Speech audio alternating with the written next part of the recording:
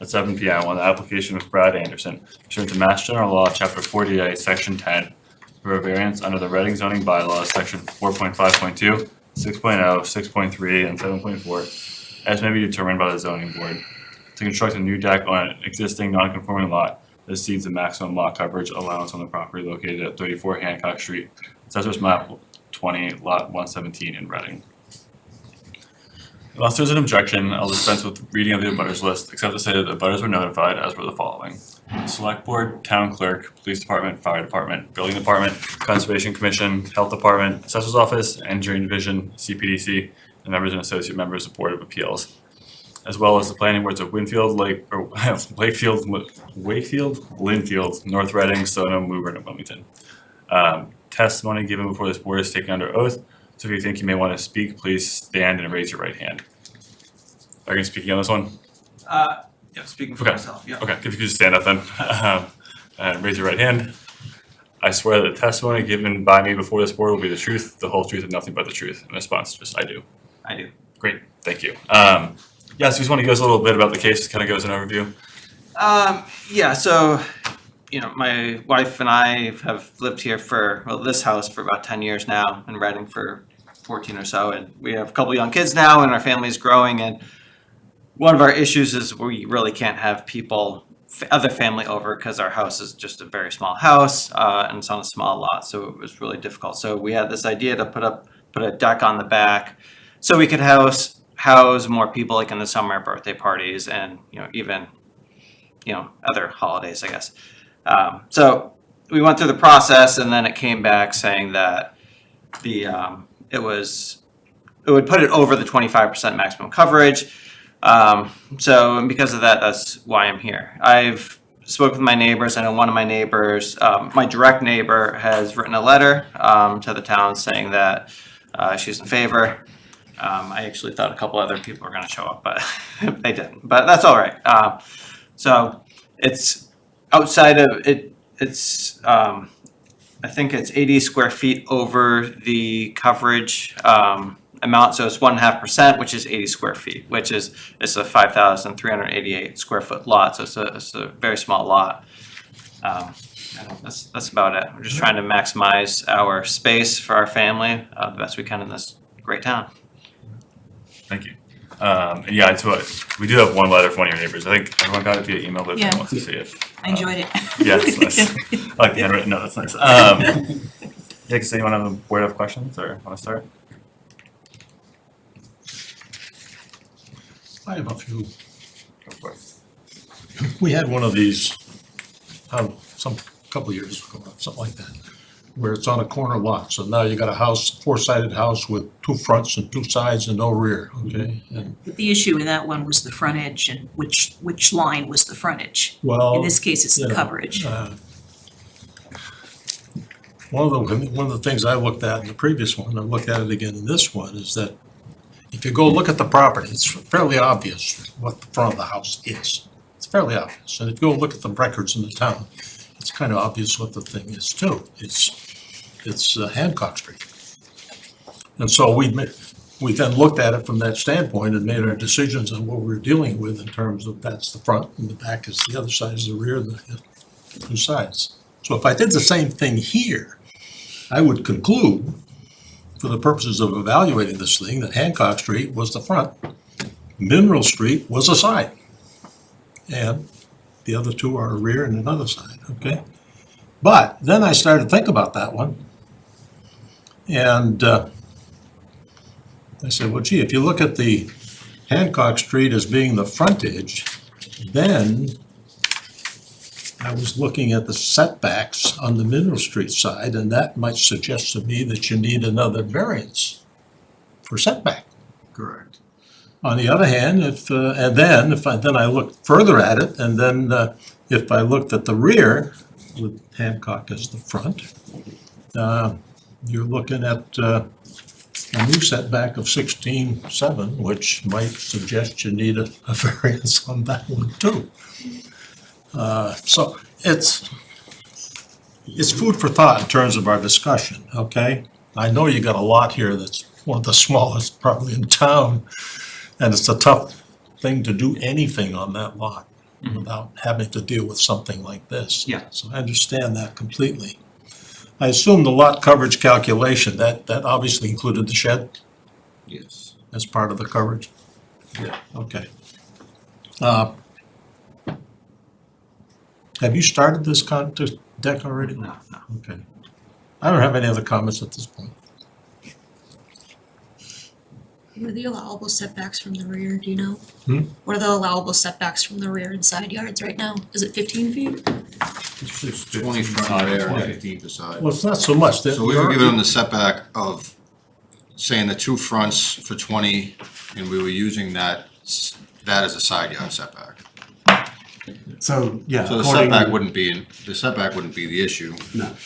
It's just the lot coverage. Yeah, So we were giving him the because- benefit of because he's got the 20 feet for the rear yard on the, say, right side. Yeah. He's got the 220, you get the two front yard setbacks, which are non-conforming anyway, so I was giving him the side setback dimension on that one. So it's just the lot coverage, not the setbacks. And I think if you look at the actual definitions that are included as part of the bylaws themselves, this type of circumstance, like you mentioned, it is two separate, to my knowledge, it's two separate frontages, two separate fronts, two separate sides. There is no rear.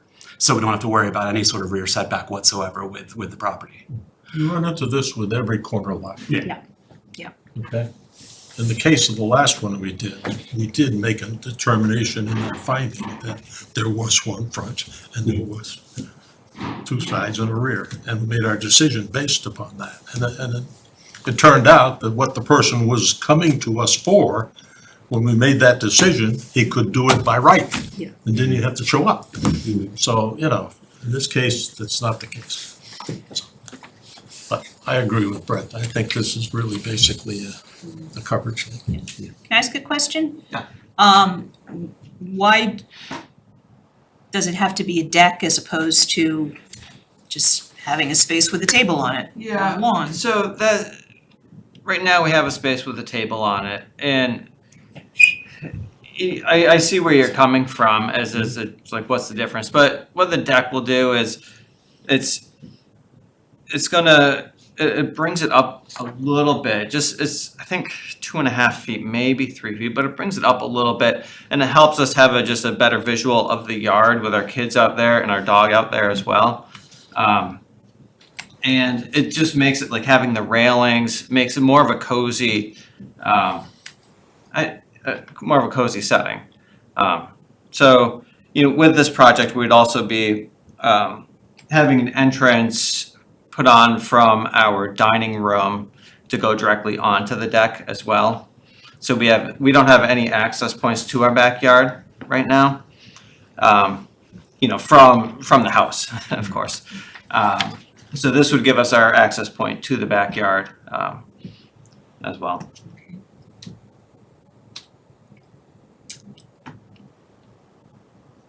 Do we have any sort of idea of how big the shed is at this point? I do not. The shed that's there now? Yeah.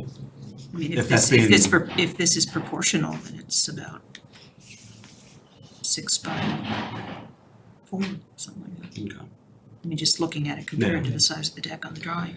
It's just a circumstance where if that's being incorporated as part of the percentage, then it may be a either or type situation. What do you mean? If the shed is included in calculating the coverage, getting rid of the shed would give you Yeah, more to yeah. play with. Yep. Okay. Although I'm sure you don't want to get rid of your shed either, right? Yeah, it's gonna also put us into another area of what do we do with our snow blower, or lawnmower, stuff like that. Just stuff that we keep. The tricky part about trying to get a variance is that we are hamstrung by the statute and by the bylaws themselves. Obviously, we are not, as a board, we're not permitted to actually grant a variance unless the applicant is able to prove each and every one of those 4 separate categories there. The difficulty we run into with some circumstances is creating a precedent where we grant a variance for certain aspects for one particular property. Suddenly we have to grant a variance, that same variance, for every other property that is on that street, that is in that neighborhood. Because it's a circumstance where we have to think of it in those terms, because that's what precedent basically indicates. The other issue I ran into, and obviously your lot is definitely small. It is 5,388 square feet. I know that the lot immediately next to you, I believe on Hancock, is ballpark around 6,000 square feet. There is actually another property that is almost across the street from you that is less than 5,000 square feet. Yeah, there are some other small So ones. from what I saw when I was looking around at the neighborhood, there were only 2, maybe 3 properties in the immediate vicinity that were big enough that met that 15,000 square foot threshold. So it's a circumstance where this property isn't so unique, where the size is different from everything else around you. So that creates one issue that you may run into as well. So we have that precedent, we also just, in terms of have the size. And it makes it very, very difficult to prove that those 2 particular prongs of the bylaws and in order to grant a variance. I have a question. The fact that we have MBTA communities coming up and some of those dimensional controls are going to change, I recognize they're not in effect right now, but would that play into it? Because I believe it's gonna drop from 15,000 square feet to 5,000. Not everywhere. It Well, wouldn't, the size of the it lot. also, it wouldn't affect this particular property here because this is more about the coverage of the property. So because it's creating a new nonconformity. Yeah, I mean, his lot is already non-conforming. Yeah. And that's okay. So it's the creation of a new nonconformity that basically requires the variance itself. My issue is, in addition to that, I mean, looking at these standards that we have to follow in order to allow a variance, and we historically have been pretty picky about complying with these standards. It is, you need to show that there are unique circumstances relating to the soil conditions, shape, or topography that specifically affect the land in question. It doesn't say size there. It says soil conditions, shape, or topography. A literal application of this rule, to me, means that we can't consider the unusually small size of your lot as a factor. Yeah, I guess I might differ.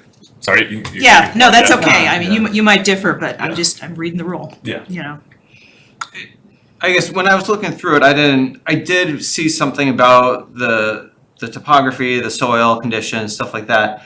I didn't think that was playing a role when it came to, I didn't think that was a requirement that had to be met, I guess is what I was saying. In that case, I guess there's very few variances that would be able to be allowed. And I guess, what I'm interested in here is if that is a requirement and we don't take into account the size, and I know, like you mentioned, Chris? Yeah, Chris. You mentioned that, there are other very small lots, and I agree, there is one across the street that's 4,700, but and that the block across the street is actually rather small. My block is definitely a bit larger, like my neighbor's, the lady who wrote the note, hers is 16,000 square feet. My neighbor across the street, across Hancock Street, is also Hancock Street is also 16,000 square feet. So it's not that there aren't other normal sized lots out there. I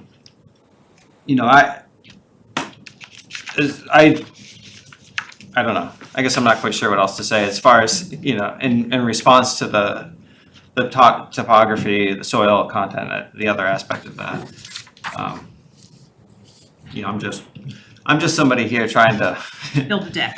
Yeah. We understand. make the best use of my land that I can for my family and to make, you know, the best situation that I can have in this town. Because obviously, well, I shouldn't say obviously, but, you know, trying to move into a larger place is extremely, extremely expensive. And, you know, got into town one at a good time, thankfully. So, I don't know. I know that doesn't answer your questions. In terms of design, in terms of just the way things are done, and in terms of just the definition for structure, would a patio fall within that as So well? patio does not, it could for like engineering and stuff like that, but as far as the lot coverage, we haven't been, no. Okay. It's more of like a covered structure or attached to the principal dwelling. Okay. I think it says like use, you know, any structure used for storage, covered structures attached to dwelling, stuff like that. But yeah, we don't include patios and like aquifer protection districts they do for recharge systems and stuff like that, but as far as zoning, we don't include them. And that could be usually mitigated with certain types of pavers or things like that. Yep. Yeah, permeable pavers, stuff like that. Some people put systems in just to capture the water that won't permeate through it. So there are ways to do it for sure.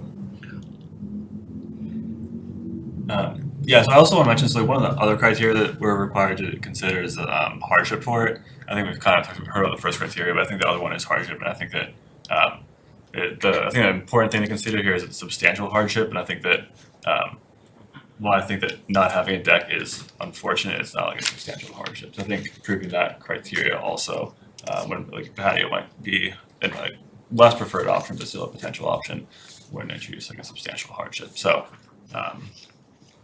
What would a substantial hardship look like?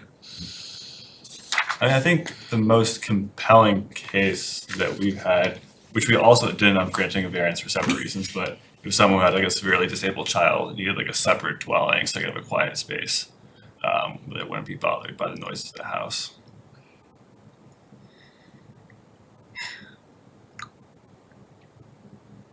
And so,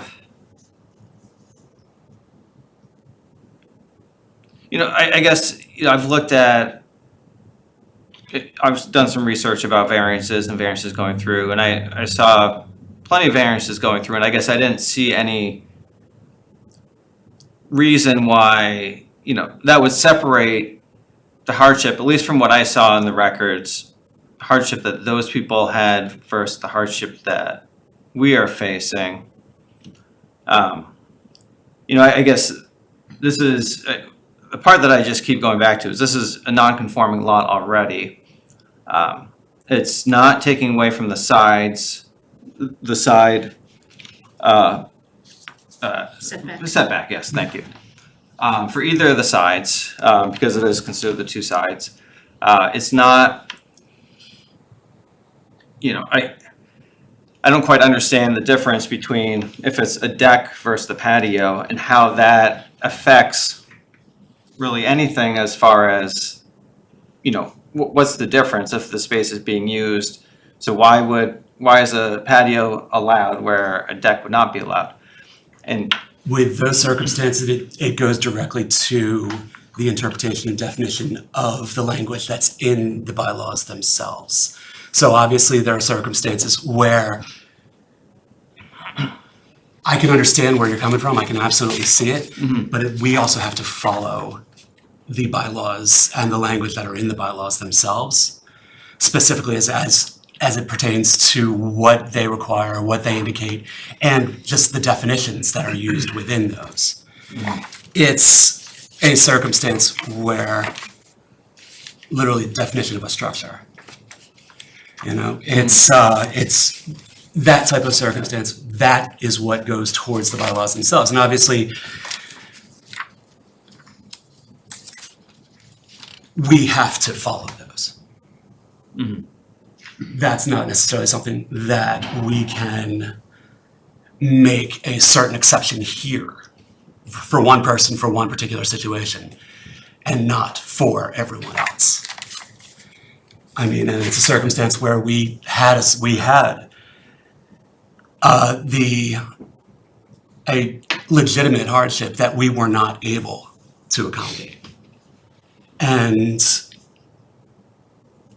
with all due respect, I'm less inclined to grant, if we weren't necessarily more inclined to grant for that particular hardship, I'm less inclined to grant for a hardship here. Is the size of the deck something you're sold on, or would you be willing to reduce the size of the deck? You know, the size of the deck was the big part, which is why we came. The size of the deck is what set it over the variance. That is what we If you were, made it about half that size, it would be within the percentage. It would have to be about seven, Yeah. 70 square feet. Yeah. And if he took your recommendation, getting rid of the shed, he would be able to build the, The bigger It would depend deck, on the size, it would depend on the size of the shed. and you would be able to build a small deck, still within the percentage, with steps down to a patio. So I mean, I guess, you know, we come up with these different options. I know it's not what you wanna do, it's Yeah. not ideal. But to me, in interpreting the bylaws, it goes more to the fact that there's no substantial hardship here because you've got other options as well. okay. Yeah, so do we have any other comments from the board? Is there anything else you wanna say? Like, because we can talk about next options too if you wanna do that, or is there anything else you wanna say? We can, Talk about what? what we should do next, or if there's other things you wanna say before we do that, we can, discuss that too. No, I don't think I have anything else to say. I think, let's see where we are. Okay, yeah, We are Yeah, no, restrained okay. by bylaws. yeah. So ultimately, there are circumstances, I didn't know if, Andrew, you wanted, okay. If we were to consider the application for a variance and then deny it, then you wouldn't be permitted to bring another issue or another variance before us for 2 years. That obviously is draconian in some circumstances and can be really, really difficult for a lot of people, that because it would just create delays that may not necessarily fit within your schedule. If you wanted to make a motion, you could certainly make a motion to withdraw without prejudice, and then maybe consider bringing back another request for relief at another point in time. And I'm sure Amanda would be able to kind of help guide you through that process. And the one thing that comes across there is that you would end up having to pay another fee and prepare another. Maybe able to get away with the same plot plan, I would imagine, for these, but it would depend on just the size and the things along those lines. The other option is if you wanted to, you could request a continuance and see if there's any way that you can make any, or if you can work with your engineer or your contractor to try and find a way that can fit something that would be permitted kind of within, by right, or within those constraints. Okay, so I guess where I'm getting confused, and apologies for my confusion, but. Okay. So if I continue with the variance, that means I can't come forth with another variance, you said, or No. are you saying I can't come If forth? we vote on it Yeah. and deny it, Yes, you're precluded from trying again for 2 years. yeah. But if I have some work that I wanna have a permit done, that I'm not over the 25% and all my, side, And you shouldn't have to come to us at all. If it's by right, then obviously Yeah. Brett would be better Yeah. informed to be able to kind of let you know where exactly you are and where you'd be with Yeah, anything. by right would just be, construction plan reviews Yeah. and just stuff like that. It wouldn't trigger Okay. ZBA at all. and because I guess where I got confused is it sounded like you were saying to be able to fit it, speak with my contractor, see what we can do to kind of fit it in by right, but I feel like, if it gets denied, if it gets denied now, then I don't know what I could do to get it through Right. later on, so. The reason he told you that option is just because we tell that to everybody. Yeah. It may not specifically apply That's to you. not- Yeah, just required, yeah, I got that, But, to some Okay. people it does, so. okay. So we just So wanted it's your we decision. just kind of wanted to throw out those options for you so you would have building. Yeah, all the information. All of the information.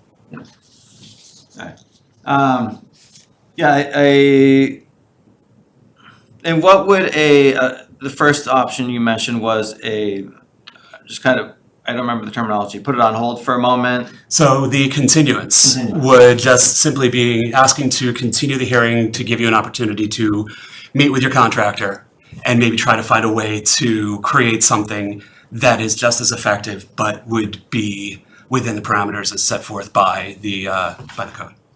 And by Or the zoning. Or theoretically to meet with your contractor or do some other planning or whatever, and decide you still need a variance, but coming up with a argument that might be convincing, that might allow us to still comply, if that's potentially an option. I don't know if it is or not, but.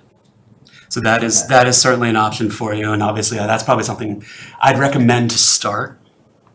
Because at any point in time, you could do the other option, of which would be just to withdraw Yeah. your application at that point in time. Without prejudice. Without prejudice, yeah. Because I believe you just heard we granted a motion for another property to withdraw without prejudice. Okay. Okay, so if I go for a continuance, that would, okay, We would put it on the calendar for a meeting a month from now, 2 months from now, whatever it is. And then you could still withdraw okay, if you Okay. wanted to. okay. Or you could come back then and try again, make an argument. Yeah, I think I'll put it on for a continuance, or request a continuance, I guess. Absolutely. Sounds good. Did you want to continue to our next public meeting, which would be December 3rd, or did you want to push it out until like January?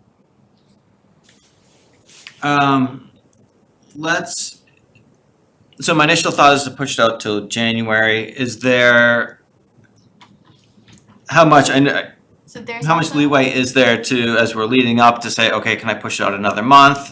So there's an option if you want to put it on for December 3rd, and if you're not ready for it, like book the week in advance, if you send me an email asking me to continue to the next hearing, I can submit that to the board, they can read it in, and then we can continue to the next meeting. Okay. And then would that mean, new letters would be? No. No, and then what about, newspaper articles? So as long as you continuance, you don't have to advertise, it's, if you decided to withdraw without prejudice and then come back with something else, you'd have to re-advertise. But it's the same application that's just coming back another day. You don't need to redo any of that. I just, with the holidays in the month, I don't think December 3rd would work. Or the December one, if that's when the date it was, but, so, yeah, I'd like to do a continuance for January. I don't know if anyone has the draft schedule for January on hand. I just saw it. Hold on. Read that one. I think it's Session, yeah. so it'd be January. So, okay. And I would make a motion to continue this matter till January 7th. Second. All in favor? Aye. Thank you. Thank you, sir. Thanks. Am I free to go? Sorry. Alright, so first other business is Brett sent us a letter saying that the pool is all squared away that we had a few meetings on. It's been moved to the required setback. Nice. So we're all set there. Thank you. You don't want to see this. Actually. And then meeting schedule for next year. Yes, I just provided in case you guys wanted to look at it in advance. Same schedule as we have now. It's first Tuesday. Okay. Yeah. So unless something pops up like an election, you have to get booted or something like that. I'll go through all the legal notices in people. I do the first until everyone confirms and Okay. then I go back and solve those. Thank you. Sounds good. And then minutes from last time. I don't think I had any comments on them. It's not here. Andy, Looks good to me. All right, they look good to me too. Yeah, looks good. Can I have a motion to approve them then? Or So moved. I'll second, 'cause I never second anything. All in favor? All right. Sounds good. Anything else from anybody? Nope. Amanda? All right, great. Motion to adjourn? Yeah. Second. All right, all in favor? Great. Thanks, everyone. Do we have anything on December yet? Yes, so we have.